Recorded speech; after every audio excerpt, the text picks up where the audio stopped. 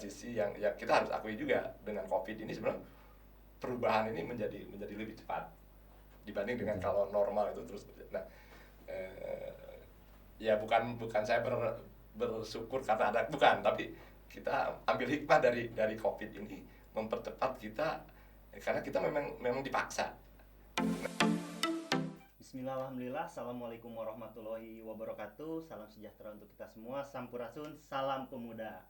Bersama kita semua telah hadir di hadapan saya, the one and only panutan saya di organisasi, Bapak Dr. Andes Haji Ayat Sumitra, Pak. Selamat datang di Mimbar Pemuda, Pak. Assalamualaikum warahmatullahi wabarakatuh. Waalaikumsalam. Gimana Pak, kabarnya, sehat Pak? Alhamdulillah. Luar biasa. Terima kasih Bapak sudah menyempatkan hadir di Mimbar Pemuda, di media informasi Pemuda Bandung Barat. Sedikit nervous nih Pak saya, Pak. Karena mungkin 3-4 tahun ke belakang saya hanya bisa melihat Bapak dari jauh karena dikelilingi oleh protokoler, Pak, gitu kan. Sekarang alhamdulillah wa syukurillah saya bisa tatap muka langsung, bisa bisa silaturahmi dengan Bapak di acara Mimbar Pemuda. Ini salah satu berkat indah buat saya, Pak. Pak, gimana untuk kegiatan sekarang?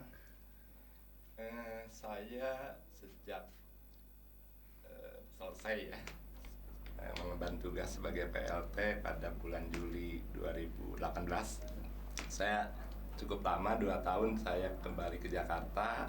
Saya tata kembali apa yang 5 tahun saya tinggalkan. Betul. Pertama, bisnis saya yang konsekuensi memang selama 5 tahun itu saya nggak lagi terlalu konsen ya dengan Nah, itu juga cukup lama dan alhamdulillah 2 tahun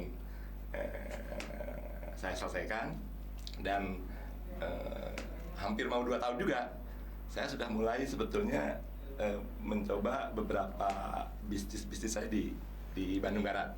Saya coba soal terkait dengan peternakan dan pertanian yang itu saya coba lakukan sebagai sebuah uji coba atau apa yang namanya tuh eksperimen karena saya ada satu yang terus ingat gitu, bagaimana soal yang terkait dengan kesejahteraan para petani, Pak. Jadi ini yang dan harus saya sampaikan, saya harus jujur juga sampai hari ini dengan beberapa eksperimen itu saya belum ketemu solusi yang konkret karena beberapa yang sudah saya lakukan itu tidak menyelesaikan masalah juga. Artinya sampai dengan hari ini para petani ini belum bisa saya rubah menjadi seorang petani yang sejahtera.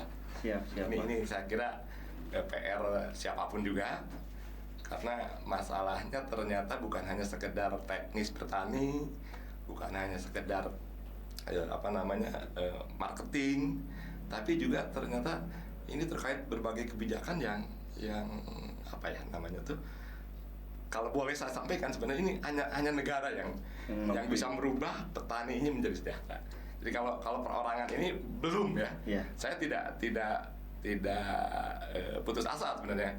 Satu saat saya yakin swasta juga bisa berperan. Tapi sampai dengan hari ini bayangan saya masih hanya negara yang bisa menyelesaikan. Luar biasa. Mungkin gini Pak, meskipun sudah tidak berkecimpung di pemerintahan, tapi secara emosional kegiatan sehari-hari touching dengan masyarakat mungkin ya Pak ya? Berkaitan dengan petani gitu. Saya juga punya sejarah itu. Begitu saya selesai itu terus saya sempat berpikir untuk pensiun, benar-benar pensiun. Bahasa saya itu ini mungkin waktunya untuk menikmati apa yang sudah, karena usia saya kan lumayan 62 tahun hari ini ya. Jadi kalau bicara 4 tahun yang lalu tuh umur saya 58. Jadi memang udah menjelang. Nah, tetapi dari situ juga saya dapat keyakinan baru bahwa tidak ada istilah pensiun sebenarnya. Bekerja itu ya udah sampai mati. Kenapa? Karena saya pun hanya kuat 3 bulan yang namanya menikmati tadi. Saya jalan-jalan, pokoknya apa yang saya suka. Ternyata setelahnya nggak menikmati itu udah nggak nikmat lagi. Jadi tetap pada akhirnya bahwa memang sebenarnya ya tidak ada istilah pensiun. Betul. Mungkin ini menjadi inspirasi buat rekan-rekan di Mimbar Pemuda juga nih. Kebetulan beliau sudah 62 tahun ya Pak ya. Tapi semangat kepeloporannya itu masih menggelora Pak, luar biasa. Untuk terkait dengan petani tadi memang saya sedikit riset juga Pak, perbedaan petani di luar dan di kita ya Pak, terkait lahan, alsintan dan sebagainya sangat jauh ketinggalan gitu kan. Untuk hal tersebut di khususnya di Bandung Barat itu Pak seperti apa Pak komparasinya gitu? Apakah masih sama kalau misalnya di punten di Thailand Pak ya? Yeah. Satu petani itu di sana menggarap minimal tuh 2 hektar Pak, difasilitasi oleh negara tuh. Alsintannya dikasih dan sebagainya, pas bibit yang unggul, pupuk yang memadai. Kalau di sini kan punten, saya juga keluarga petani Pak. Sangat miris sekali Pak ketika misalkan ini hampir setiap tahun terjadi. Setiap musim tanam, pupuk tuh langka dan mahal. Tapi pas mau panen, harga merosot Pak, gitu. Ya itu persis memang yang kemarin saya coba, dan saya sudah lakukan satu langkah dari persoalan tadi, tetapi itu juga tidak menyelesaikan karena pasar ini juga tanda kutip ya. Sebelumnya saya sempat berpikir negatif tentang para tengkulak, para bandar. Tapi ternyata setelah saya jalanin sendiri, saya berhubungan sebenarnya ya bandar ini representasi atau tangan-tangan terlihatnya. Artinya di balik bandar itu ada tangan-tangan tidak terlihat yang mungkin kalau boleh saya sampaikan mirip-mirip mafia. Waduh. Yang sebenarnya bandar itu nggak untung juga, artinya harga lagi turun kemudian untung. Saya memikirnya kan gitu, bandar itu enak banget, lagi harganya murah, kemudian ternyata enggak. Dia tidak jauh dengan para petani itu sendiri. Jadi sebenarnya saya setuju tadi bahwa sebenarnya di dunia ini sebenarnya bukan hanya Thailand, bahkan kalau saya sih sebenarnya lebih spesifik ke dua negara yang saya kira itu perlu menjadi contoh ya, yaitu Korea Selatan dengan Jepang. Nah kalau Jepang itu negara turun tangan berapapun jumlahnya, harga itu dijamin. Jadi ada anggaran yang mensubsidi. Jadi subsidinya bukan ke pupuk, ke obat, ke bibit, bukan, tapi subsidinya tuh di jaminan harga pasar ya. Jaminan. Jadi petani itu udah pasti harganya nanti akan dibeli sekian. Itu yang jadi hitungan bisnisnya bisa, kalau di kita kan hitungan bisnisnya salah terus. Nah, atau Korea Selatan itu punya satu yang menarik sebenarnya. Jadi di bawah dinas pertanian atau misalkan di bawah dinas lain yang punya ada hubungannya dengan hasil peternakan dan pertanian, itu UPTD-nya tuh ada salah satu UPTD-nya tuh semacam BUMD. Tetapi dia membimbing petani itu dari awal, dari mulai nanam, bibitnya, obatnya segala macam, plus nanti semua hasil panennya dibeli oleh BUMD itu. Jadi ini yang ya, ini juga intinya sebenarnya dilarang tidak, tetapi swasta menjadi tidak menjadi tidak akan pernah punya peluang membeli petani dengan harga murah, karena harga yang ditentukan oleh UPTD tadi itu menjadi standar petani. Kalau pokoknya kalau tidak ada yang beli, udah langsung jual ke UPTD. Jadi negara juga pasti membeli gitu loh. Siap. Nah, itu barangkali. Saya akan batasi Pak. Mungkin ini akan kita bahas di segmen lain ya Pak ya. Iya. Nah ini yang saya pengen tahu lebih banyak nih. Semenjak saya lihat figur Bapak nih Pak ya, ada ciri khas yang paling khas dari Bapak, masalah kopeh atau peci Pak. Nah, saya pengen gali itu dulu Pak di peci ini. Ya, saya memang tidak setiap hari sebenarnya. Betul. Saya mungkin yang lebih ini ke kalau sholat sebenarnya saya pakai atau acara-acara. Nah, tadi juga saya mikir kayaknya ini sih harus. Kenapa? Karena ada yang ingin saya jelaskan juga tentang kopiah ini. Sebetulnya saya kangen Pak. Iya. Kangen Bapak ada di Bandung Barat lagi nih gitu. Jadi kalau soal kopiah ini sebenarnya saya sependapat sekali dengan Ketua KNPI ya, Betul kan. Pak Bupatinya KNPI Bandung Barat kan ya. Betul. Bupatinya Pemuda Bandung Barat. Ya, itu bahwa begitu pentingnya yang namanya pendidikan karakter. Dan saya kebetulan berlatar belakang dunia pendidikan juga. Saya alumni IKIP dulu, Betul. sekarang UPI. UPI.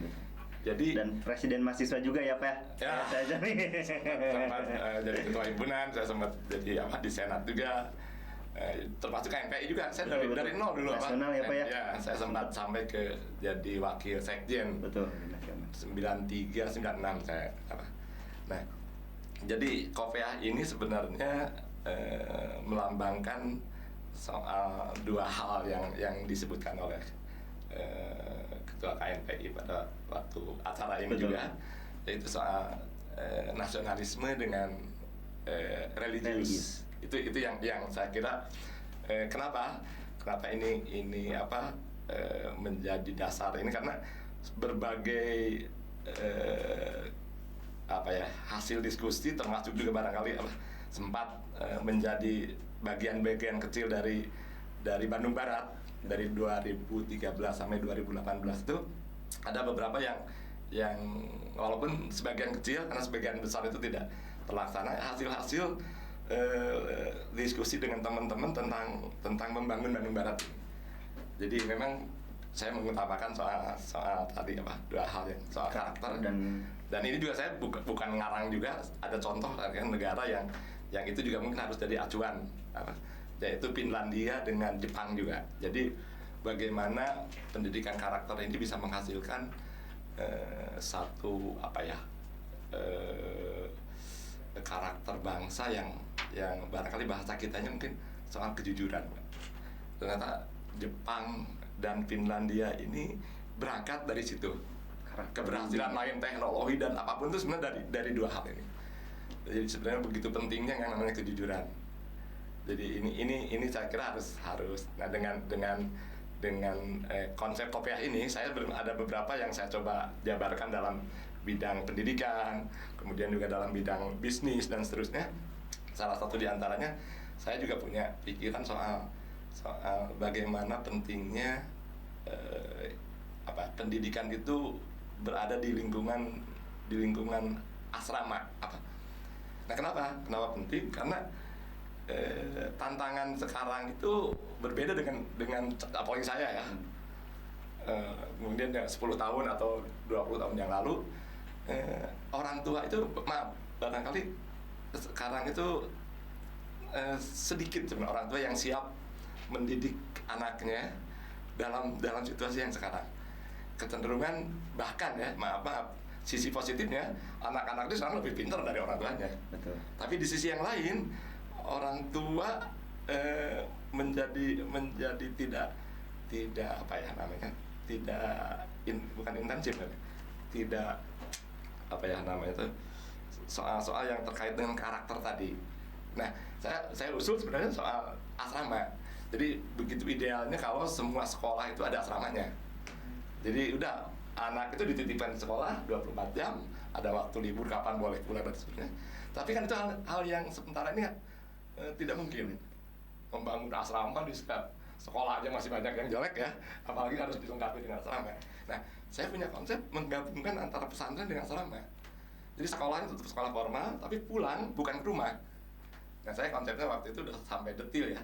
Jadi beberapa fasilitas pemerintah, misalkan beasiswa dan seterusnya itu hanya diberikan pada anak-anak yang orang tuanya mengizinkan tinggal di pesantren. Pesantren juga mendapat anggaran dalam rangka penitipan ini gitu. Jadi penitipannya bukan kos, dititipkannya di. Nah, kenapa?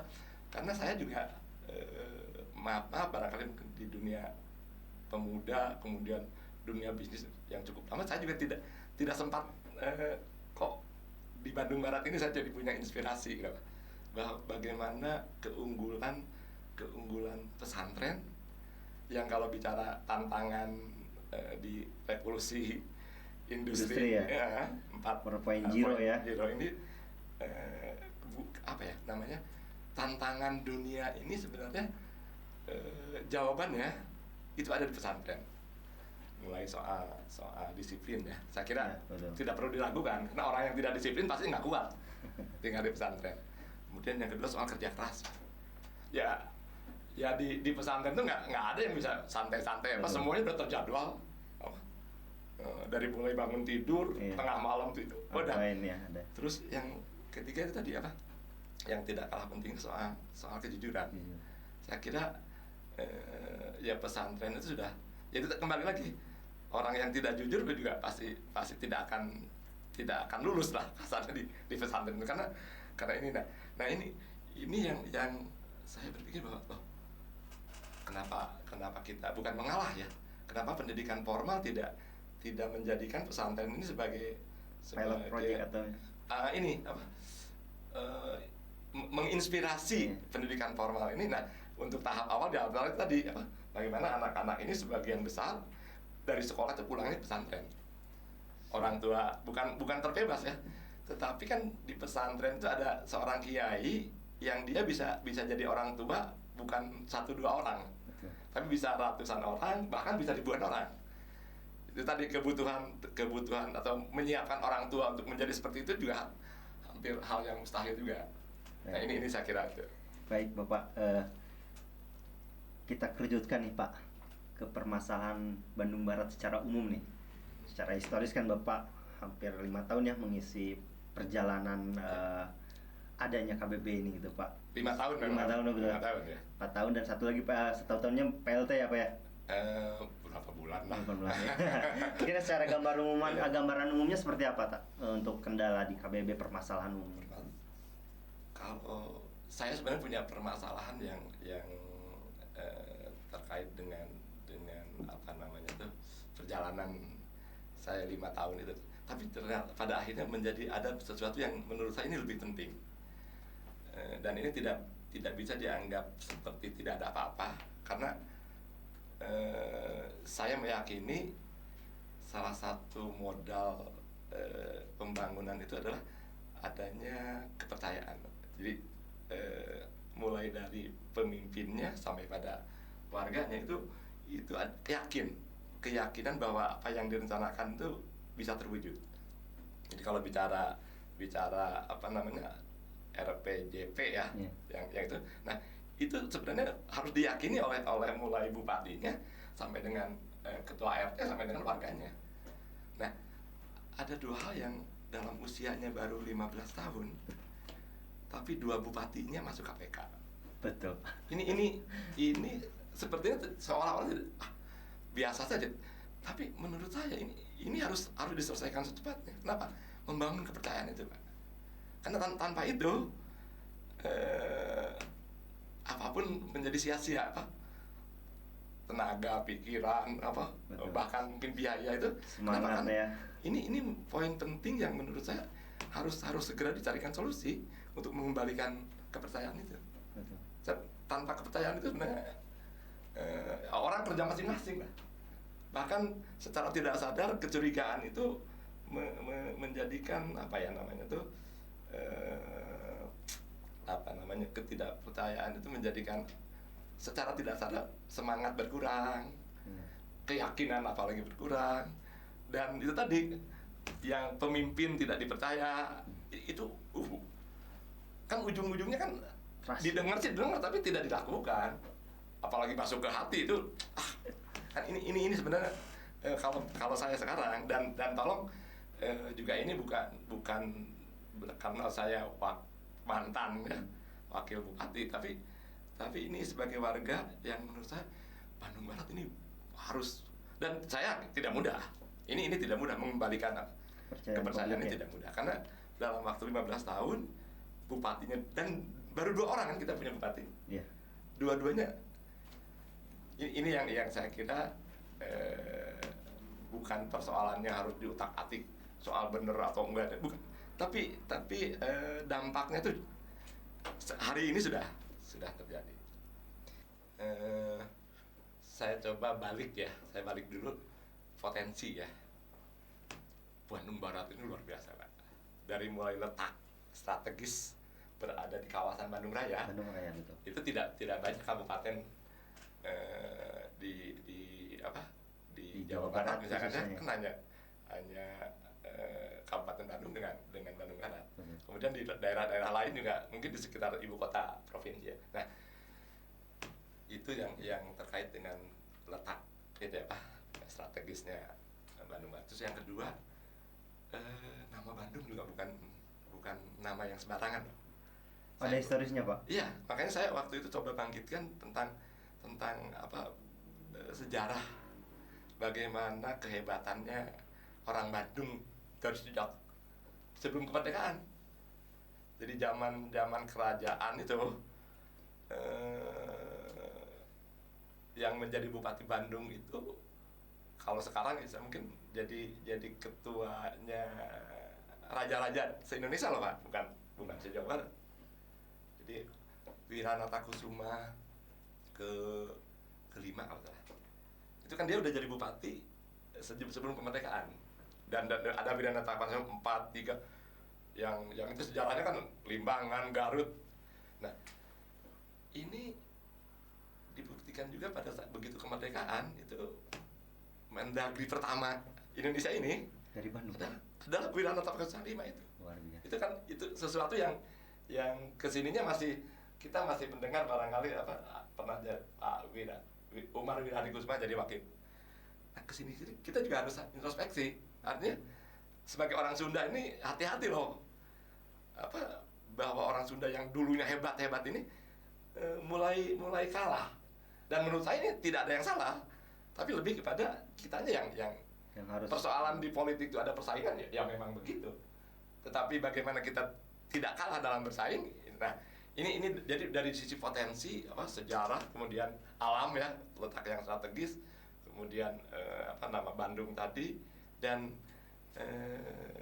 menurut saya RPJP itu sudah tepat.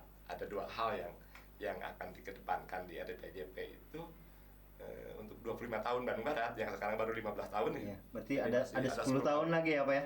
Soal agrowisata dan agrobisnis di kalau kita. Nah, saya coba terjemahkan itu dalam 5 tahun ya waktu itu, karena kebetulan saya banyak berperan pada 2013 periode awal saya nih, karena waktu itu Pak Bupati kan sakit, itu hampir 1 tahun lah.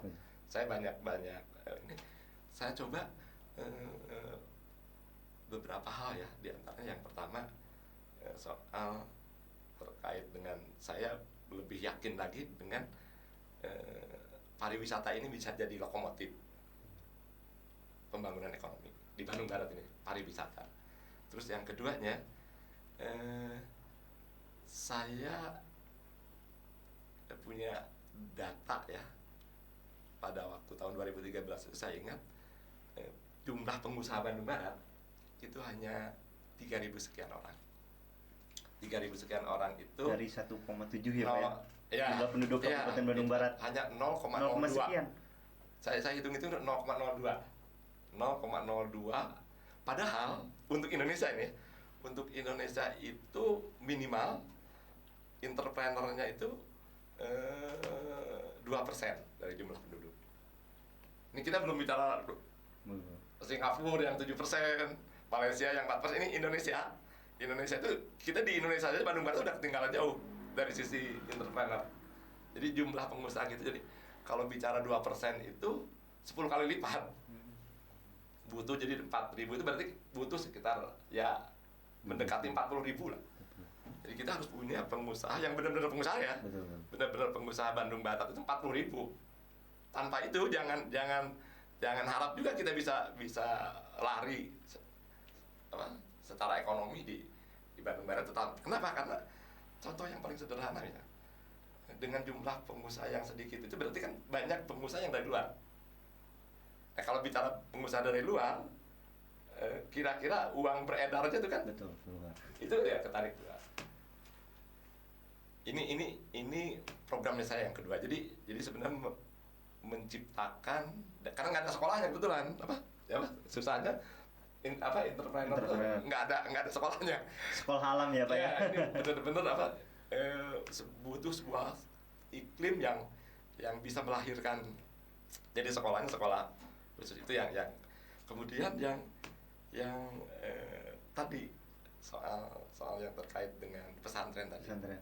Kenapa? Karena jangka panjangnya saya meyakini bahwa satu saat kira-kira APBD itu harus 50%, bukan lagi 20%, tapi 50% itu adalah membiayai pendidikan. Kenapa? Karena pendidikan sudah dibuktikan oleh negara-negara maju, orang itu pada akhirnya dengan tingkat pendidikan yang cukup itu bisa menyelesaikan masalahnya sendiri, sehingga negara itu tidak terlalu banyak urusan. Nah, negara kayak kita ini kan hampir semua urusan negara Semuanya. di negara-negara maju tuh orang mungkin soal KTP paling apa urusan pajak, yang lain-lainnya mereka bisa menyelesaikan sendiri kok.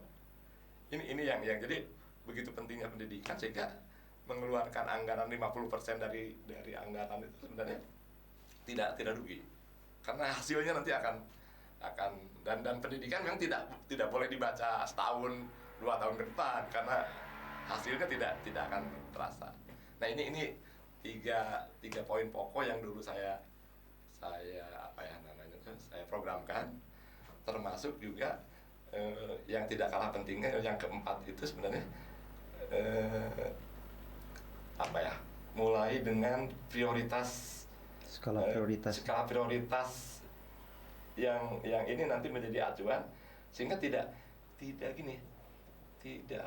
ingin semuanya. Jadi kalau kita misalkan punya berapa dinas, saya lupa lagi. Sekarang 34 Pak. 34 dinas ya. Jangan semua dinas harus uang yang sedikit ini jangan dibagi-bagi jadi dinas itu cukup bergilir, sehingga dinas-dinas yang lain itu penuhi saja kebutuhan rutinnya, yang itu kan memang nggak bisa dihindari kan, tapi kebutuhan pembangunannya itu dibuat prioritas. Sebagai contoh, waktu itu saya sebenarnya di awal tahun itu saya udah mulai. Saya ingin waktu itu adalah karena sampai sekarang itu kan jalan itu dalam ekonomi itu teorinya nih ya, itu semacam pembuluh darah. Fungsi jalan di sebuah wilayah itu sebenarnya sama fungsinya dengan pembuluh darah di dalam tubuh kita. Jadi memang jalan itu tidak boleh ada yang luka atau yang jelek, apalagi yang bengkak misalnya, yang rusak sedikit pun. Kenapa? Karena ya kebayang lah. Nah, ekonomi juga sama. Jadi sebenarnya ada kebutuhan penting yang uangnya sebenarnya ya memang kalau dibagi-bagi itu sampai kapan pun tidak akan pernah cukup. Betul. Saya berpikir waktu itu tahun pertama itu jalan. Betul. Kemudian anggaran pembangunan itu waktu itu saya hitung ada 900 bukan ada 1,1 T anggaran pembangunan di 34 dinas. Nah, saya waktu itu udah saya hitung kita butuh 900 miliar. 900 miliar ini menyelesaikan 500 kilometer jalan kabupaten di Bandung Barat. Jadi uang yang 1 tahun itu 900 miliarnya pakai jalan aja. Tapi dalam 1 tahun jalan kabupaten selesai. Betul. Tidak tambal sulam mungkin Pak ya. Nah, yang terjadi sebelumnya udah saya pelajari juga. Sebelumnya kan dibagi 5 selalu 500 meter, 500 kilo, 250 dalam keadaan baik, 250 dalam keadaan jelek. Kemudian yang jelek ini dibagi 5 lagi. Waduh. 250 meter dibagi 5 tahun, masing-masing tahun 50 kilometer. Makanya anggarannya kan di 150, 200 gitu aja kan. Nah, lupa bahwa dengan per tahun ini terus per tahun 150, 200. Kececer pada sama saat yang 250 ini selesai 5 tahun ini, pemeliharaannya. yang 5 tahun 250 kilo sebelum Rusak. itu rusak lagi. Jadi Siap. itu yang tapi nggak jalan, Pak. Baik. Kemudian nih terkait dengan tadi pesantren Pak, saya juga punya cita-cita Pak ya. Kebetulan kalau misalnya pada peribahasa Sunda ngalamun heula we Pak, sugan ngalaman gitu kan.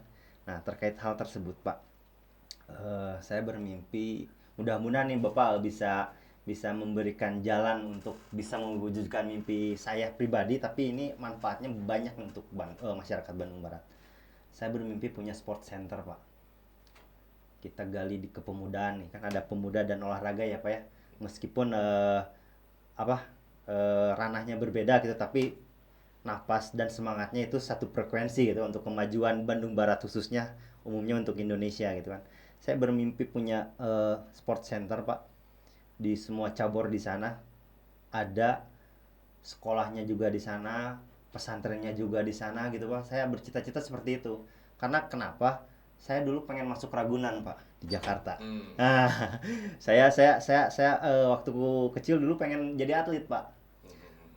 Sempat jadi atlet juga, tapi mewakili di kabupaten dulu sebelum Kabupaten Bandung Barat ada.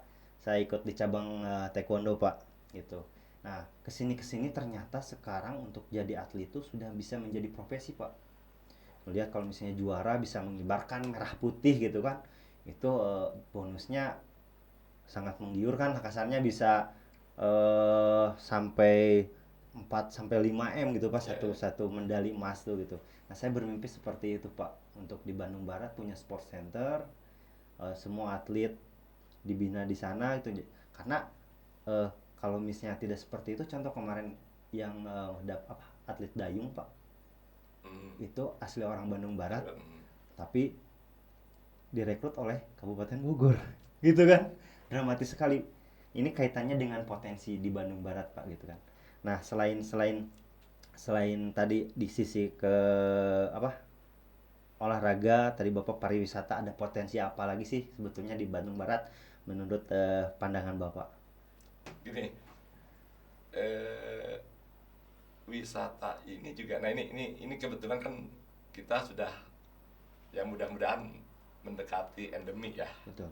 pandeminya selesai. Nah, ini juga kita dapat pelajaran baru sebenarnya. Jadi kita jangan berpikir kalau ini berubah udah endemi, jangan berpikir kita kembali seperti dulu. Jadi apapun bidangnya. Jadi kita harus barangkali sering kita sebut sebenarnya ada yang namanya normal baru. Nah, normal baru itu kan bukan normal yang dulu pernah kita jalani. Betul. Sebelum COVID. Nah, ini saya bahkan ini positif ya sebenarnya kan, baru sekitar 10 tahun kan revolusi industri 4.0 itu sebenarnya. Nah, COVID ini kan mempercepat sebenarnya. Karena maaf ya, ada sisi yang kita harus akui juga, dengan COVID ini sebenarnya perubahan ini menjadi lebih cepat dibanding dengan kalau normal itu terus. Nah, ya bukan saya bersyukur karena ada, bukan, tapi kita ambil hikmah dari COVID ini mempercepat kita, karena kita memang dipaksa untuk berpikir soal pariwisata tadi. Saya berpikir sebenarnya kita juga jangan berpikir wisata itu sesuatu yang apa namanya, kalau dulu kita berpikir sesuatu yang oleh negara lain atau di tempat lain kita ingin seperti itu. Kita lebih menggali ke jati diri, justru bagaimana jati diri kita ini menjadi basis ya dari pariwisata kita. Nah, makanya kenapa kalau saya bicara wisata sebagai lokomotif itu sebenarnya sebagian besar itu nanti agro pertanian. Kenapa? Karena penduduk kita itu 54% petani, dan bukan jumlah yang sedikit gitu. Profesi lain tuh hanya sedikit, buruh, walaupun kita punya kawasan industri dan seterusnya. Jadi sebenarnya ini yang apa namanya tuh perlu orang-orang yang punya inovasi dan kreativitas yang tadi pariwisata yang seperti apa yang di zaman normal baru nanti itu. Jadi jangan juga kejebak dengan yang sekarang ada.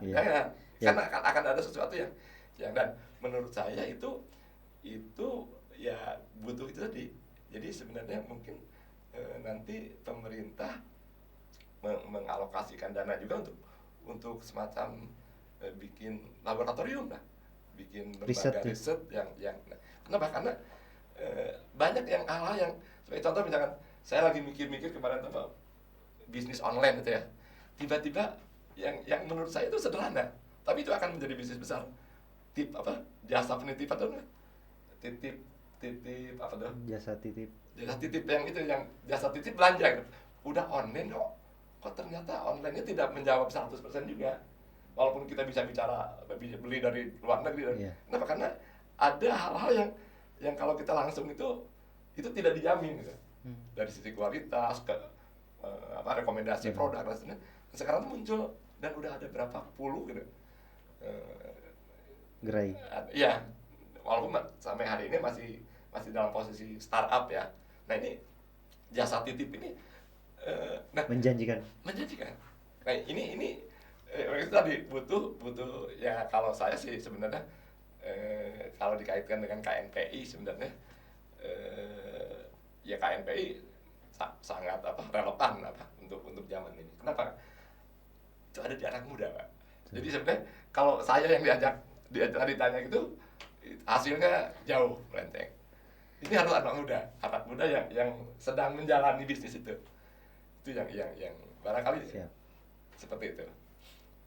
Untuk ini Pak, gambaran dan harapan ke depan nih mengenai Kabupaten Bandung Barat, kebetulan kan tanggal 19 besok nih Pak ya, ulang tahun yang ke-15 gitu. Dari Bapak sendiri gimana Pak untuk harapannya? Apa ya namanya tuh, pertama mungkin saya menggarisbawahi tadi satu hal sudah saya sampaikan soal hutang tadi ya Pak. Betul. Itu jangan dianggap semacam kan itu memindahkan aja gitu yang biasanya ada di tiap APBD tiap tahun ini dipakai, tidak sesederhana itu. Menurut saya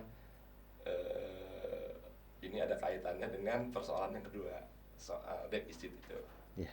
Nah defisit ini juga saya juga jujur kaget kok bisa defisit itu. Saya yang punya pengalaman jauh lebih lama di bidang usaha ya, karena saya sejak lulus kuliah itu saya memang terjun di dunia bisnis. Saya hanya 1,5 tahun saya jadi tenaga ahli ya di sebuah perusahaan konsultan. Setelah itu saya mendirikan perusahaan konsultan sendiri. Perusahaan itu kalau dia mau mulai ini, kita uangnya belum punya, terus SDM-nya juga belum ada. Nah, peraturan misalkan ya, regulasi di perusahaan itu kan justru kita yang ikut. Nah, tapi kalau pemerintah itu kan semuanya sudah ada. Dari undang-undang, pergu, perda, perbumnya ya Pak ya. Uangnya sudah ada. Karena aturannya kan kita tidak boleh bikin rencana yang tidak ada uangnya. Di pemerintah itu kan nggak boleh ya. Yeah. Uang itu harus ada dulu. Nah, terus yang ketiga soal SDM-nya kan di pemerintah daerah ya ini. Kan bukan orang-orang sembarangan juga Pak. Saya yang punya hebat Pak. Ini dari latar belakang perguruan tingginya juga macam-macam dan banyak, tidak sedikit juga yang perguruan tinggi yang hebat juga gitu. Ya. Nah itu ya maksud saya, kok bisa kejadian ada istilah defisit itu. Yang ketiganya ini keyakinan saya selama 5 tahun itu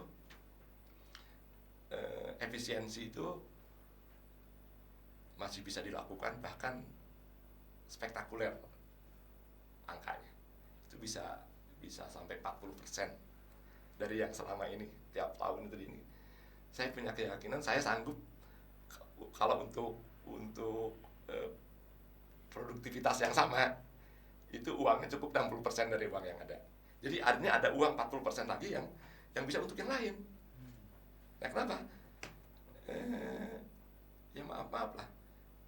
Yang ini juga tidak berhasil ya, walaupun pada waktu saya kemarin PLT saya coba tapi nggak keburu. Artinya sebelum diketok keburu berhenti sayanya kan, ternyata yang diketok bukan yang saya siapkan. Jadi saya punya ide Dan ide saya juga nggak ngarang-ngarang kok. Ada aplikasi yang visi misi itu dijabarkan dulu, kemudian nanti ini menjadi apa ya namanya tuh, pagar sekaligus juga acuan dari aplikasi ini, sehingga istilahnya tuh dari visi misi ada program kebijakan, ada kegiatan, kemudian ada apa namanya, operasional. Nah, jadi program itu disusun berdasarkan visi misi ini. Jadi tapi pakai aplikasi, sehingga pada saat dinas tuh ngusulin macam-macam, maka yang akan lolos yang terjaring yang sesuai dengan Spesifikasi jadi gitu. prinsipnya. Jadi yang tidak ada hubungannya dengan visi misi itu nggak usah ada. Ya kecuali tadi ya rutin itu memang apa. Tapi kalau pembangunan tuh ya buat apa kita melakukan sesuatu yang tidak ada hubungannya dengan visi misi kan? Yang harus diwujudkan visi misi itu. Nah, dengan itu saya yakin 40% masih. Jadi kalau bicara anggaran pembangunan pada waktu itu 1,1 ya, sekarang udah 1,5. Nah, itu 40% itu berarti kan sekitar 500 jutaan, 500 miliaran. 500 miliar itu bisa kita punya anggaran yang kalau ada prioritas tadi, maka prioritas itu bisa dibiayai oleh itu yang ketiga ya, yang saya ingin juga. Terus juga yang itu tadi apa namanya, ya maaf lah apa ya, nggak, saya juga sih sebenarnya bukan ragu-ragu ya, tapi rasanya ini lebih baik saya sampaikan. Jadi apa namanya tuh, dua hal besar tadi soal apa, mengembalikan kepercayaan sama mengelola uang ini yang menurut saya tidak sepantasnya harus defisit. Kalau dikelola dengan benar itu tadi, kita akan punya sisa uang itu 40%. Jadi kalau misalkan anggap saja dengan COVID itu kemarin turun misalkan hilang 25% loh, kita masih ada sisa anggaran 15% gitu. Ini yang saya kira dan ini juga tidak bisa apa sendirian. Jadi siapapun juga pemerintah daerah itu harus, saya punya ya ini juga teorinya, tapi sudah dibuktikan oleh beberapa kabupaten, bahkan di beberapa negara maju itu ini menjadi semacam pakem ya. Jadi sebenarnya Pemda itu harus selalu bekerja sama itu sepanjang pemerintahan ada tuh. Jangan melupakan pertama perguruan tinggi. Jadi Pemda itu harus bekerja sama dengan perguruan tinggi. Kemudian yang kedua harus kerjasama dengan dunia keuangan. Tidak harus perbankan, tapi dunia keuangan. Bukan konsep tadi apa minjem, bukan. Kalau menurut saya justru ini dia bareng-bareng ngobrol. Jadi apa, perguruan tinggi, dunia keuangan, ya, perbankan maupun lembaga keuangan lainnya. Kemudian yang ketiganya pengusaha, profesi ya. Jadi apa, kalau di kita kan ada Kadin tuh, di bawah Kadin tuh kan ada asosiasi macam-macam. Nah ini juga harus menjadi bagian dari apa tadi apa, kolaborasi tadi. Kemudian baru apa namanya, Pemda. Jadi ada empat pilar lah. 4 pilar ini yang 4 pilar pembangunan mungkin ya Pak. Ya, jadi sebenarnya kenapa saya bukan meragukan tadi kalau soal SDM Pemda hebat, saya nggak ragu. Tetapi perlu perguruan tinggi, kenapa? Karena ada keterbatasan itu tadi, orang dalam itu kan sibuk teknis. Jadi kalau sambil berinovasi sama itu kan, nah inovasinya diserahkan ke perguruan tinggi.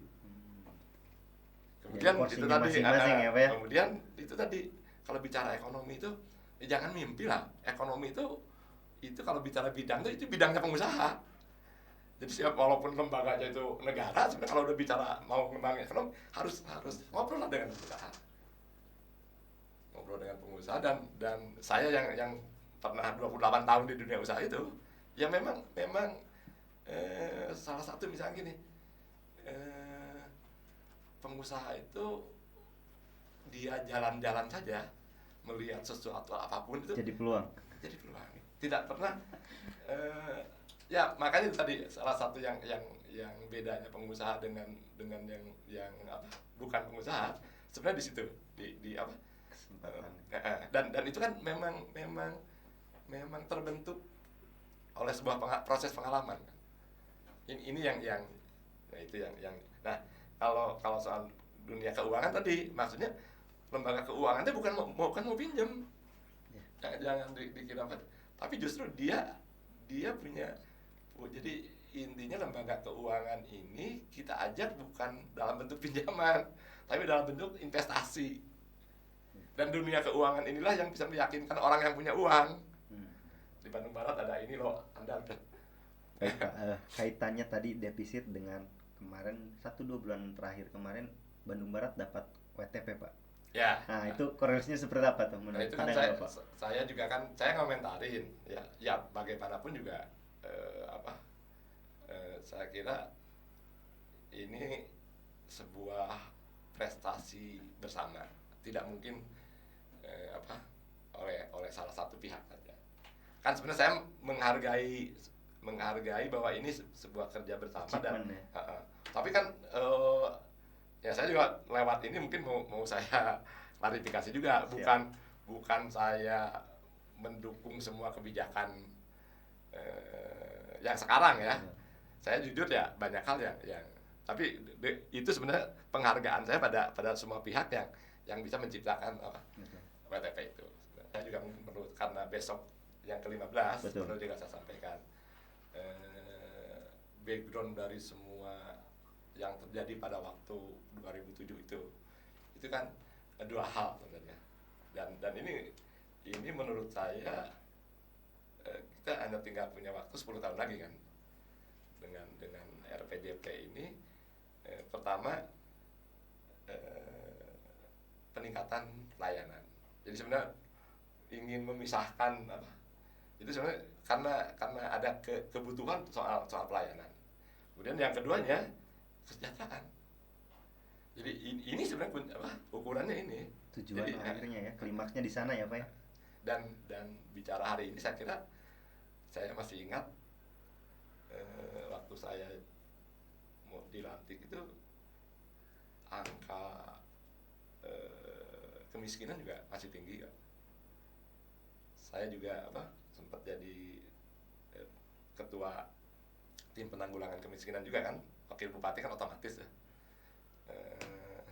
ya hari ini kalau nggak salah saya masih nggak jauh juga jadi masih nah kenapa ya bukan saya membela diri ya dalam beberapa hal ya memang wakil bupati itu ya ban serep aja sebenarnya dan banyak undang-undangnya mengatur bidang masing-masing tapi itu pada akhirnya dikunci ada satu ayat yang wakil bupati itu bertanggung jawabnya pada bupati jadi bukan jadi kalau bupati bertanggung jawab memang keluar kalau wakil bupati ke bupati jadi bahasa lainnya gini semua kewenangan itu kalau bupati mau ngambil tuh ya nggak bisa apa-apa nggak bisa apa-apa dengan itu barangkali yang makanya saya kenapa penasaran dan waktu itu saya juga semangat mau maju lagi cuman ya Tuhan berkehendak lain ya saya tidak dapat rekomendasi karena 5 tahun itu saya ini banget aduh greget ya Pak ya greget dan prosesnya berjalan Pak proses awalnya tuh semua sebagai contoh misalkan saya kunjungan ke Gunung Kidul kunjungan ke Sidoarjo terus ke Surabaya sebenarnya dalam rangka saya mau maksudnya ini bukan karangan saya loh ada kabupaten dan kota yang sudah menjalankan konsep-konsep yang saya bilang tadi yang bilang tadi menyelesaikan jalan 1 tahun tuh Gunung Kidul kan dan ternyata Gunung Kidul dicontoh oleh 7 kabupaten lainnya di Jogja sekarang silahkan ke Jogja destinasi wisatanya dan jalannya itu tadi Pak dan dia tidak ngitung jalan itu diperlukan atau tidak jadi kalau lihat misalnya pesawahan kampung di sana udah bikin jalan dulu jalan-jalan jadi tidak apa ya tidak macet dulu baru dibikin enggak antisipasinya seperti itu ya pokoknya saya waktu itu ya terinspirasi oleh Gunung Kidul. Dia ingat nggak 15 tahun yang lalu itu masih yang namanya orang Gunung Kidul itu selalu ada berita kelaparan tiap tahun. Sekarang malah jadi destinasi wisata ya Pak. Dan orang-orang di setiap kawasan industri itu pasti banyak orang Gunung Kidul. Sekarang silakan cari lah di sini nih, di Kopo di Bandung Barat. Kalau Bandung Barat yang silakan cari orang Gunung Kidul. Sekarang udah pulang susah, udah nggak ada bahkan. Nah itu dan itu tadi kebijakannya hanya satu, dia selesaikan dalam 1 tahun kan. Ternyata kalau dikasih jalan, kemudian ada dulu kan kawasan kering banyak tuh. Sekarang tuh katanya serasa di Arab. Wisata orang jadi sebenarnya tanah yang penuh batuan segala macam itu tidak selalu harus jadi wilayah pertanian, enggak. Itu yang baik Bapak, luar biasa. Mungkin karena waktu juga yang membatasi kita Pak, tapi nanti saya ini akan kejar Pak. Saya akan buat satu segmen khusus petani nih Pak ya. Bapak, iya. Bapak nanti berkenan untuk hadir di Mimbar Pemuda lagi nanti ya Pak. Boleh. Baik, untuk terakhir mungkin Pak, saran dan harapan untuk pemuda di Bandung Barat, silakan Pak. Saya mungkin pertama ya, saya ucapkan selamat ulang tahun besok ya, yang ke-15 Bandung Barat. Dan yang ke-15 ini tantangan ada di pemuda. Kenapa? Karena saya masih ingat sebenarnya dalam sekian proses sejarah ini tidak ada fase di mana pemuda tidak berkontribusi. Jadi saya ucapkan selamat, tapi yakinlah sebenarnya potensi Bandung Barat. Tinggal kita barangkali itu tadi soal bagaimana pentingnya soal karakter tadi, terutama soal religiusitas dan nasionalisme. Kemudian yang kedua, tantangan terkait dengan revolusi industri 4.0 yang bahasa ininya sebenarnya digitalisasi itu betul. Sekarang ya selama ya bisa digitalisasi itu lakukan.